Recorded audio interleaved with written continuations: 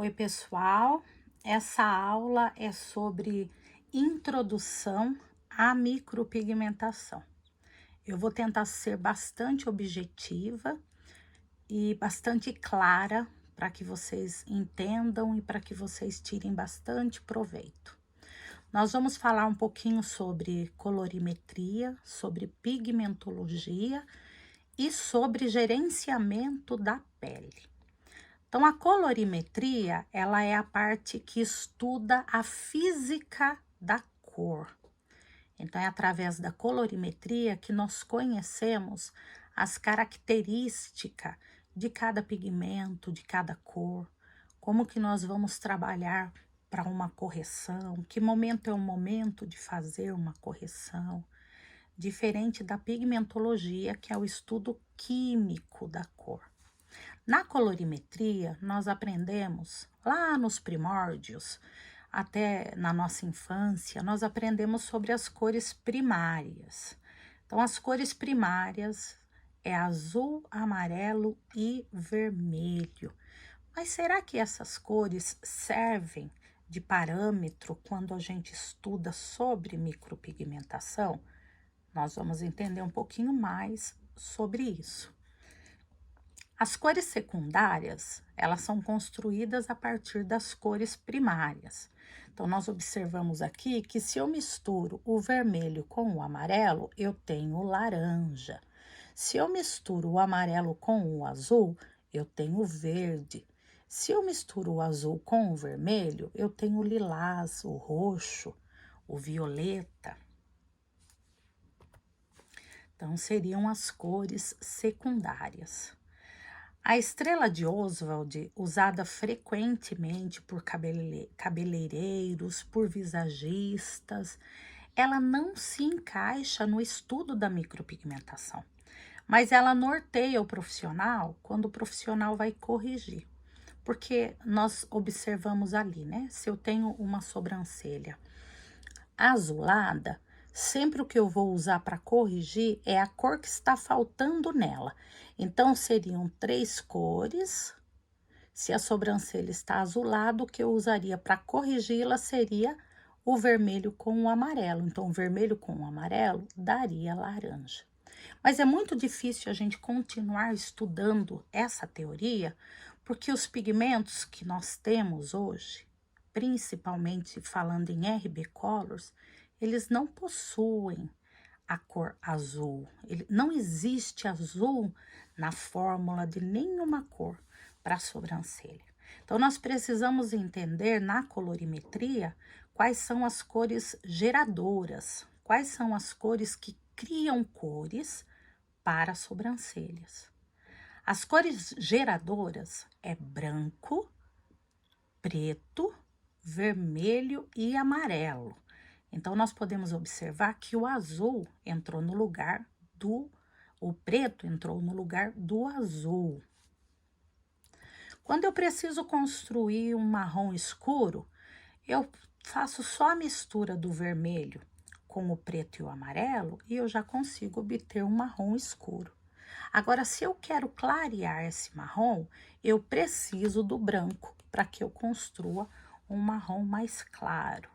Então, essas são as cores geradoras. Então, geralmente, as cores mais escuras, como jambo, jamblack, são cores que não possuem o branco, que é o dióxido de titânio. E nós vamos entender um pouquinho sobre ele lá na frente. Então, como que nós vemos a cor? A cor, ela não é um fenômeno físico. Olha que interessante. Ela é subjetiva e individual. O que isso quer dizer? O mesmo comprimento de onda, ele pode ser percebido diferentemente por diferentes pessoas ou outros seres vivos, no caso os animais. Ou seja, o que eu vejo não necessariamente é a cor que você vê. Isso é interessante porque muitas vezes a cliente, ela manda uma foto pra gente, a foto é pior ainda porque tem os filtros, né? Que se eu tenho um filtro quente, a sobrancelha fica quente. Se eu tenho um filtro frio, a sobrancelha fica fria, a cor dela, né? Então, é muito difícil a gente conseguir fazer uma correção, ou estudar uma correção através de uma foto que a gente recebe da cliente. Então, no nosso estúdio, é importante que a gente tenha a luz quente e a luz fria para poder estudar, porque existe bastante alteração. Então, a característica da cor da micropigmentação resultam da degradação a curto e a longo prazo. Às vezes a cliente diz que a sobrancelha está acinzentada ou está avermelhada.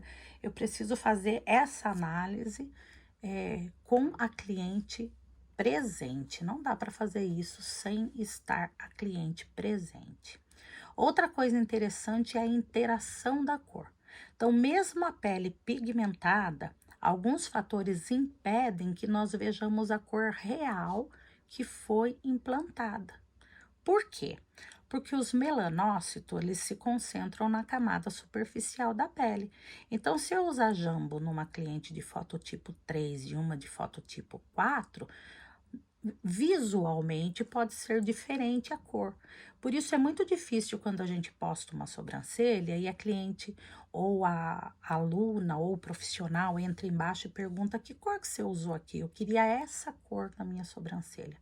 Não necessariamente fica aquela cor, porque a cor interage, né? Nós não fazemos micropigmentação, não é compacta igual uma tatuagem, não é sólida.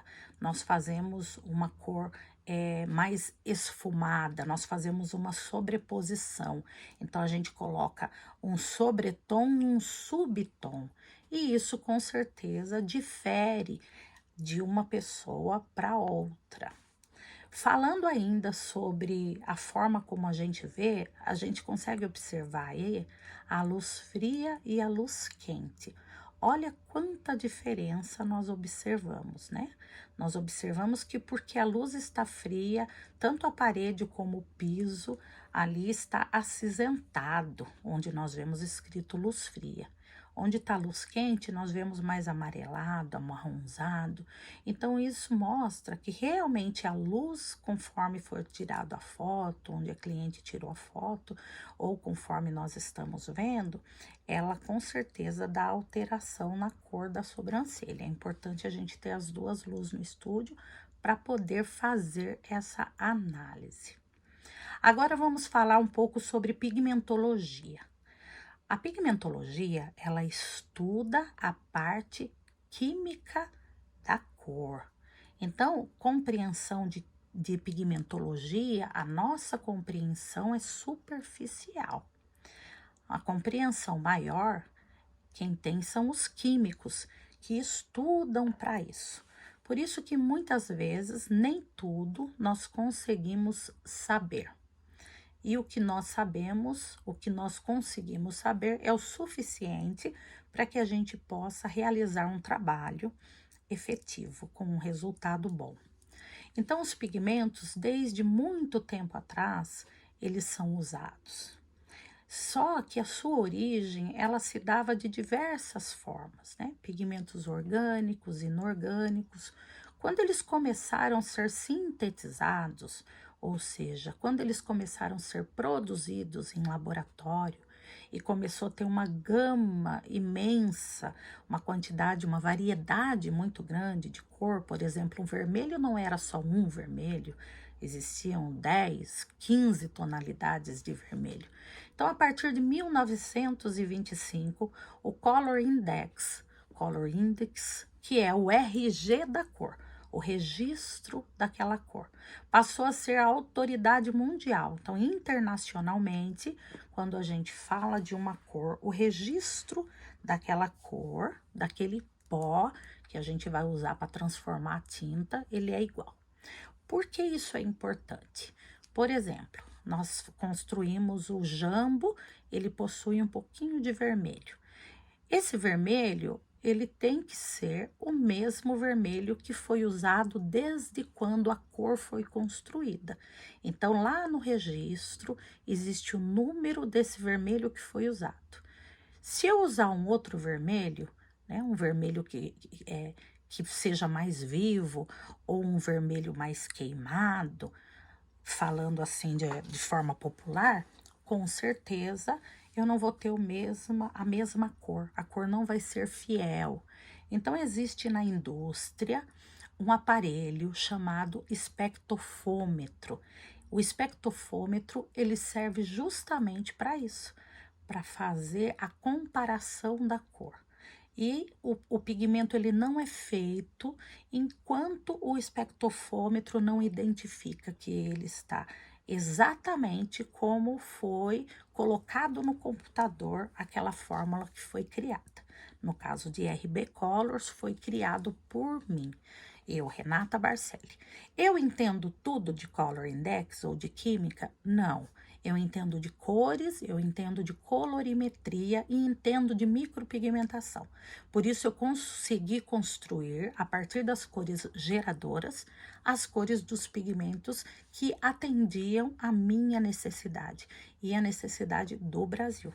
E isso tem dado muito certo. RB Colors tem sido um sucesso, o pigmento mais vendido no Brasil desde 2016. Nós estamos ininterruptamente, um ano após outro, sendo o pigmento que mais vende, de acordo com a Euro, que é uma empresa que faz pesquisas a respeito de várias indústrias, né? E esse ano nós pedimos para que fizesse sobre RB Colors e outras marcas de pigmento. Então, quais são as características do pigmento orgânico?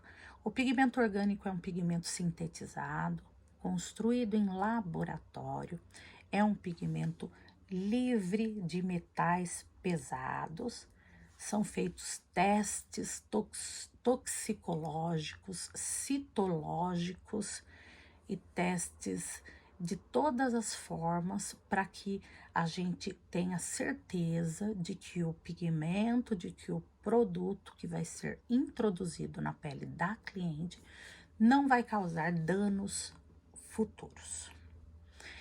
Então, o pigmento orgânico, ele tem maior poder de cobertura, tem uma variedade muito grande de cores, ajuda a pigmentar mais rápido e tem uma degradação mais lenta. Então, o que isso quer dizer?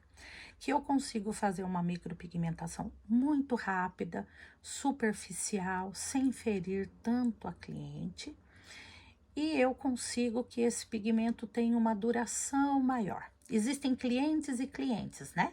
Tem clientes que com um ano ela não quer ter sobrancelha nenhuma no rosto dela. Ela quer que clareie para que ela refaça. E existem clientes que não querem que dure tão pouco, porque o procedimento, ele é um procedimento caro e a cliente não quer que dure apenas 6 meses, né? 1 ano e meio, 1 ano e 2 meses, ela fica feliz. Então, o pigmento orgânico é um pigmento muito bom de ser trabalhado nessas situações.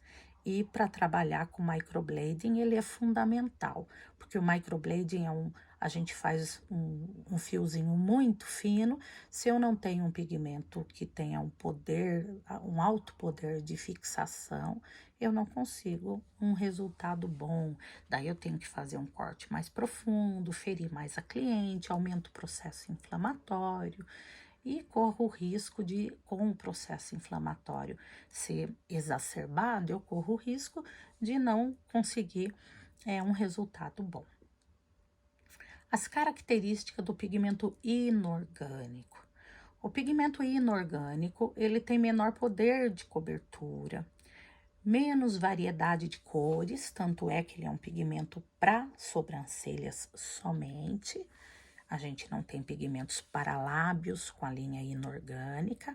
As cores são mais foscas, né? Mais opacas, o que agrada muitas pessoas para fazer uma sobrancelha shadow, por exemplo. A degradação dele é mais acelerada. O que isso quer dizer? Que ele vai durar menos tempo na pele. Porém, não podemos dizer que ele sai completamente da pele, porque a micropigmentação não é uma ciência exata e tudo depende da pele, da forma como foi implantado, da técnica que foi usada e dos cuidados a curto e longo prazo. Quando nós falamos sobre o titânio, Muitas pessoas chamam o pigmento branco de titânio. Na verdade, o titânio é um metal, né? É um material biocompatível, não é citotóxico e justamente por isso ele é usado na fabricação de substitutos ósseos e implante dentário, por causa da baixa reatividade e grande estabilidade. Então, o nosso corpo, ele aceita muito bem o titânio. O titânio é biocompatível. E é a partir do titânio, então, derivado do titânio, existe um pó branco, conhecido como dióxido de titânio. Muitas pessoas tratam o dióxido de titânio como um vilão, mas na verdade ele está presente em mais de 50% das cores. Todas as cores que precisam ser aclaradas, ou seja, que precisam ter uma redução de tonalidade, precisa ser usado dióxido de titânio.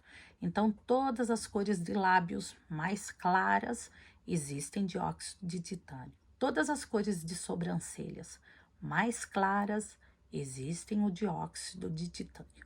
E ele está presente tanto na linha orgânica como inorgânica.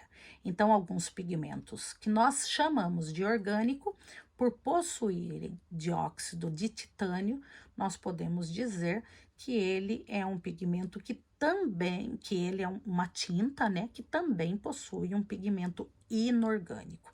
Por exemplo, ombre 1, ombre 2, blonde, que são as cores mais claras, nós podemos dizer que ele tem pigmento orgânico e inorgânico. Mas costumamos chamar de pigmento orgânico por causa da forma como o dióxido de titânio é reconhecido pelo nosso corpo, como se ele fosse um pigmento biocompatível, conforme o pigmento orgânico costuma ser. Já nas cores mais escuras, não possui dióxido de titânio. Cores quentes e cores frias. A gente vê que quando a gente degrada as cores, nós conseguimos enxergar no pigmento, um pigmento que possui uma tonalidade mais avermelhada, mais alaranjada no seu fundo de cor, nós podemos chamar de cores quentes. As cores frias já são aqueles pigmentos que a gente possui uma cor, que a gente vê uma cor mais acinzentada, pendendo para um esverdeado. Então, essa cor a gente costuma chamar de cor fria. Mas por que isso é importante? Eu tenho que levar em consideração a melanina da cliente? Antigamente, a gente precisava olhar a areola da cliente, a gengiva da cliente, para saber se o subtom de pele dela era quente ou frio. E daí nós usávamos o pigmento contrário para implantar na pele. Isso não tem uma comprovação científica e por isso nós abolimos esse tipo de ensino. Não existe nada que comprove que identificar a temperatura da pele da cliente pode ajudar na escolha da cor. Por exemplo, eu tenho essas 3 clientes aí, fototipo 2, fototipo 5 e fototipo 3. E digamos que eu tenho apenas uma cor de pigmento, eu só tenho jambo. Como que eu vou proceder numa situação dessa? Se eu tivesse que atender essa cliente bem loirinha, que possivelmente tem uns fios bem clarinho, eu não trabalharia nela com o dermógrafo. Eu só tenho jambo, eu ia fazer com nanolâminas, aquelas lâminas bem fininhas, eu ia fazer uns fiozinhos entre os fios dela com o pigmento jambo. Então, os fiozinhos de microblade, eles são mais fininhos, né? Mais sutil, ia se misturar com os pelinhos dela, que são loirinhos, eu conseguiria um resultado bem bonito, um efeito tridimensional de volume. Olha para vocês verem como é muito importante entender da pele da cliente, entender da técnica, para eu saber o que eu vou implantar. Nessa cliente do meio aí, que é um fototipo 5, quase 6, né? O que eu faria nela? Eu tenho o mesmo pigmento jambo. Eu faria nela uma shadow muito linda com o próprio pigmento jambo. Então, ficaria uma sobrancelha sombreada, que ia combinar bastante com o tipo de pele dela. O resultado ia ficar excelente. E daí eu tenho essa oriental de fototipo 3, com os pelinhos escuros. Como eu faria nela? Eu faria um fio a fio ou uma técnica híbrida com o dermógrafo, porque o dermógrafo eu consigo evidenciar mais aquele fio, fazer com que ele apareça mais. Então, com o mesmo pigmento, eu conseguiria atender esses três fototipos, sem pensar em que subtom é a pele dela, se eu teria que usar um pigmento frio ou um pigmento quente. RB Colors facilitou a tua vida. Então, nós temos um pigmento que é pronto e preparado para que você use sem medo de ser feliz, com resultados excelentes. Nós temos aqui dois trabalhos muito bonitos para vocês observarem. Quando eu vou fazer um fio a fio, o que eu levo em consideração? O subtom da cliente, o subtom da pele dela ou a cor do fio? É lógico que é a cor do fio. Eu estou construindo fios para que se misturem aos fios dela e dê um efeito de volume. Então, eu tenho aqui do lado direito uma sobrancelha mais clarinha. Nessa sobrancelha foi usado, é Raquel Fernandes que fez, foi usado um pigmento mais claro, um pigmento de cor média.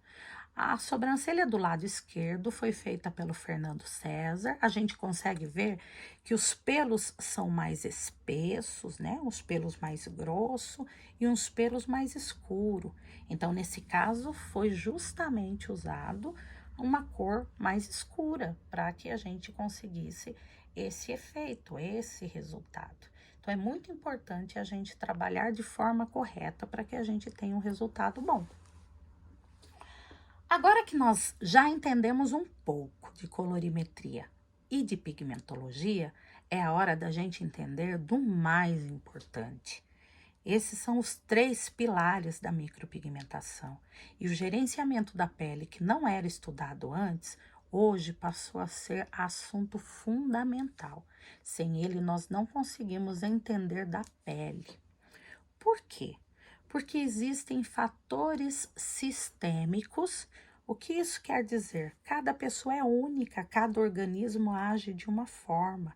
E se eu tenho algum fator que atrapalhe no processo de cicatrização, o meu resultado não vai ser igual ao resultado da minha irmã, igual ao resultado da minha mãe, igual ao resultado da minha vizinha. Então é importante eu saber fazer uma ficha de anamnese criteriosa e entender de todas as situações que eu coloco ali na minha ficha de anamnese.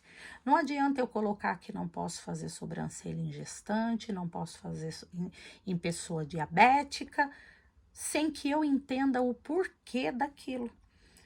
Porque se a cliente pergunta, eu não sei responder, então é desnecessário eu preencher uma ficha de anamnese. Eu tenho que entender tudo o que está escrito ali. Então, fica uma dica para vocês de uma lição de casa. Pegar a ficha de anamnese de vocês e estudar o porquê de cada situação que tem ali. Uma vez eu conheci uma aluna que ela tinha uma ficha, ela se gabava da ficha de anamnese dela terem 7 páginas. Gente, não tinha condições de entender tudo que existia ali.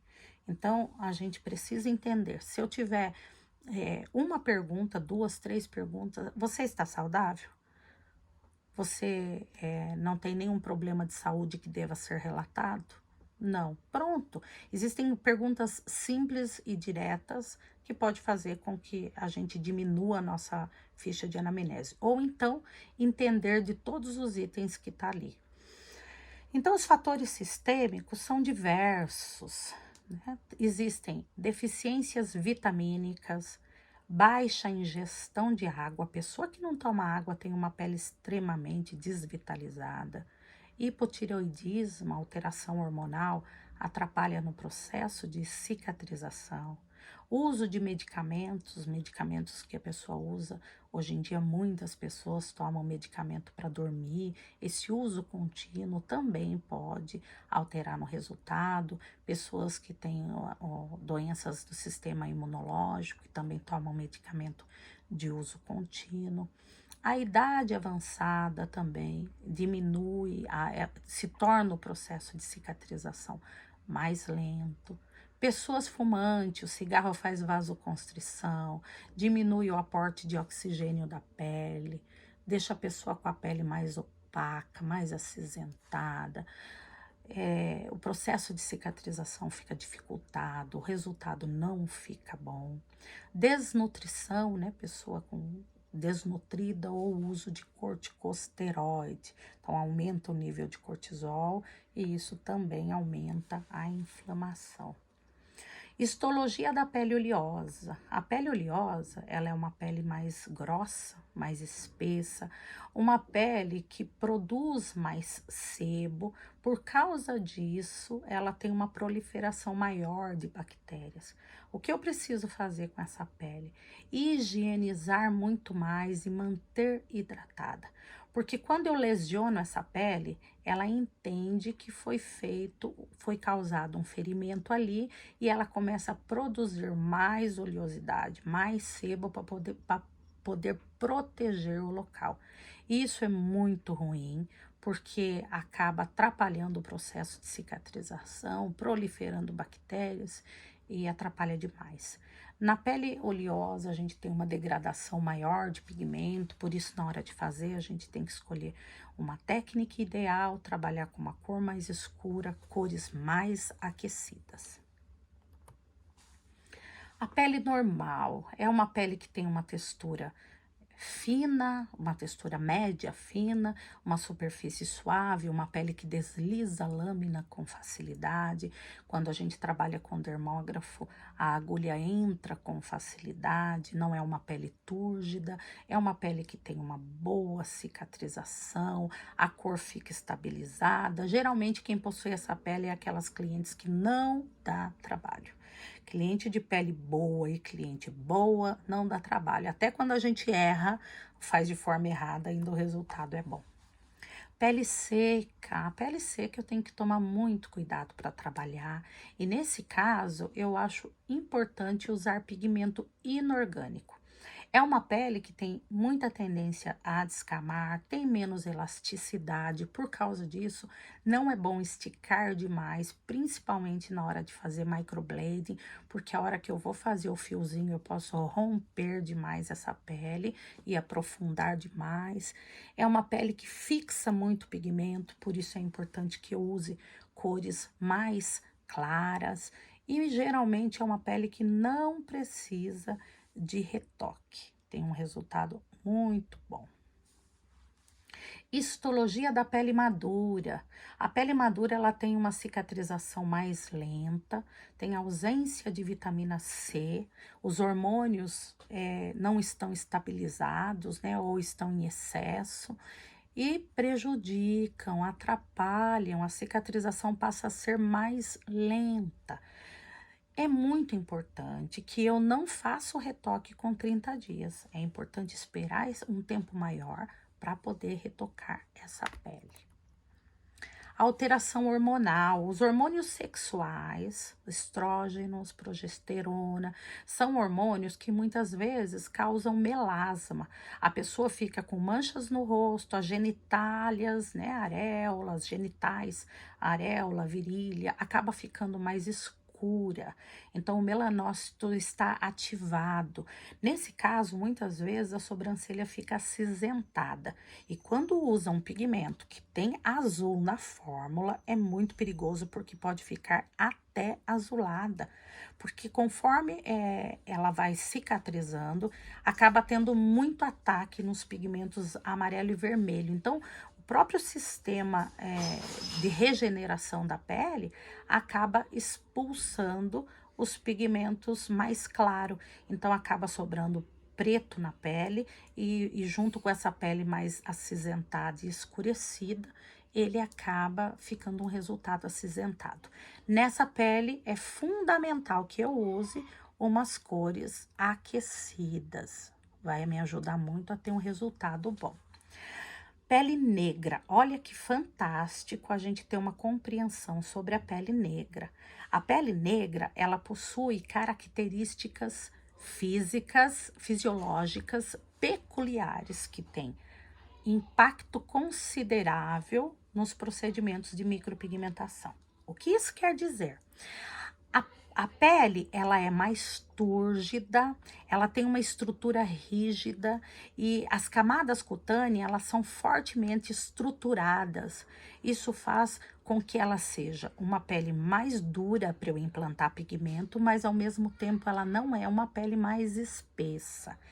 Tá? Então eu tenho que identificar a forma de trabalhar. Muitas vezes no microblade, ao invés de eu deslizar a lâmina, eu podia trazer ela num movimento retímico, mais lento, para que eu não rompa demais essa pele. E trabalhar com técnicas de shadow é muito bom de trabalhar com essa pele.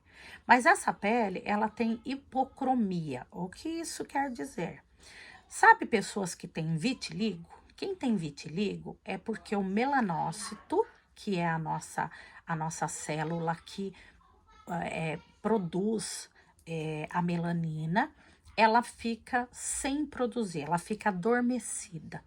Na hora que eu faço uma micropigmentação numa pessoa negra, mesmo que ela não tenha vitiligo, e uma coisa não tem nada a ver com a outra, eu só estou exemplificando para vocês, acontece isso no processo de cicatrização. O melanócito, que é a nossa célula dendrítica, que é a célula que joga pigmento na pele, na camada superficial e da coloração, ela fica adormecida na pele negra até que essa pele se regenere, se recupere totalmente. Por isso, essa sobrancelha fica com aspecto de quem teve vitiligo e até mesmo os lábios ficam com esse aspecto. E é importante a gente entender disso para poder explicar para nossa cliente negra antes de realizar o procedimento. Assim, nós não ficamos assustadas e nem ela. Nos lábios, pode levar até 4 meses para voltar a cor, para estabilizar a cor. Cicatrização. Olha como funciona o processo de cicatrização. Conforme a gente vai fazendo o procedimento, a nossa pele já começa, né, a soltar ali os líquidos, né, o exudato, o sangue. Esses líquidos, ele acaba formando umas crostinhas na pele. No segundo dia da micropigmentação, parece que ela está muito escura e a cliente não entende esse processo de cicatrização, porque ao mesmo tempo que parece que aquela cor está muito escura, depois de uns dias, quando essa casquinha se desprende da pele, a gente acaba enxergando nada e a cliente fica desesperada. Mas o que acontece? A epiderme, nós implantamos o pigmento na derme, mas a epiderme precisa estar reconstruída para que o pigmento flutue e apareça na pele. E isso a gente só consegue depois do período de respeitar o período de cicatrização. Mas a minha cliente entende disso?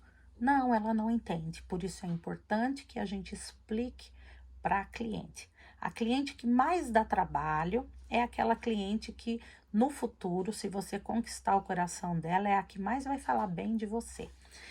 Eu lembro de uma frase que diz assim: me ame quando eu menos merecer, porque esse será o dia que eu mais preciso. Então eu digo para vocês que no caso da cliente, a cliente que menos merece é a que mais precisa de atenção. Radical livre. O que é o radical livre? É um átomo ou molécula que possui um número ímpar de elétrons na sua última camada. O que que faz? O que que acontece? Por causa disso, ele é instável e altamente reativo. Então, ele fica ali pegando um elétron das células para poder ficar emparelhado. E por causa disso, ele acaba oxidando a célula. Ele danifica a membrana, a estrutura da célula. A célula danificada, ela passa a produzir menos ou até deixar de produzir colágeno. O colágeno é fundamental para o processo de cicatrização. Então, ela acaba aumentando a inflamação e o resultado fica indefinido. Por isso, nós evitamos tomar sol durante o processo de cicatrização, porque o sol aumenta os radicais livres. O estresse aumenta os radicais livres. Alimentação, dormir mal, aumenta os radicais livres. Então, é muito importante a gente tomar cuidado com tudo isso, tomar bastante água e usar alimentos funcionais, geralmente frutas vermelhas, suco de uva, legumes bem verdes escuro. São alimentos que são antioxidantes e pode ajudar no processo de cicatrização. É muito importante que no processo de cicatrização a cliente não se alimente com produtos que vão aumentar a inflamação. Então, frituras, embutidos, alimentos com muito conservantes, são enlatados, são tudo alimentos que vão aumentar a inflamação e atrapalhar na cicatrização. Por isso é muito importante que a cliente use alimentos funcionais e faça uma dieta também durante o período de cicatrização. Leiam a bula. É muito complicado trabalhar com pigmento que tem uma duração curta. A maioria dos pigmentos tem duração de 3 meses. O nosso tem duração de 6 meses, mas depois de aberto. Eu posso usar depois disso? Gente, olha, eu costumo ilustrar assim. Se você tem um iogurte vencido na tua geladeira, ele tá com a validade vencida, você vai tomar ele? Você vai dar pro teu filho tomar ele? Você vai dar pra tua mãe tomar ele? Você não vai dar, por quê? Porque você tem amor pelas pessoas e você não vai querer que aquilo possa prejudicar aquela pessoa. O nosso trabalho, ele tem que ser feito com amor. Nós necessitamos das bênçãos de Deus para que a gente consiga trabalhar, para que o nosso dinheiro seja abençoado. Então eu não posso usar, colocar dentro da pele da minha cliente um pigmento que está vencido. Eu sempre digo que a cliente, quando ela sai para vir até você, ela passou por várias clínicas, por vários estúdios, por vários salão de beleza, todos com profissionais tão capacitadas ou até mais capacitadas que você. Mas quando ela veio até você, é porque ela disse sim para você. E quando a cliente diz sim para nós, é porque ela depositou toda a sua confiança em nós. Não é justo e não é digno que a gente faça um procedimento nela usando um pigmento vencido. Além disso, a gente pode responder criminalmente por isso, porque traz riscos à saúde da nossa cliente, porque acaba proliferando micro-organismos ali dentro e é muito perigoso a gente prejudicar a saúde da nossa cliente por causa disso. O que é o pigmento inteligente? RB Colors é o único pigmento inteligente que existe no mundo. Tem partículas de menor dimensão, produz uma maior força tintorial, a emulsão dele é inversa, tem uma textura sedosa e desliza gentilmente na pele.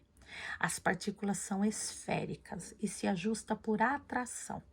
Então, é colocado os pigmentos no moinho de rolo e naquele moinho nós determinamos, nós escolhemos como a gente gostaria que esse pigmento fosse. Então, nós escolhemos que ele fosse num formato esférico, partícula esférica, que se assemelha com a nossa célula, num tamanho ideal para poder se acomodar na pele.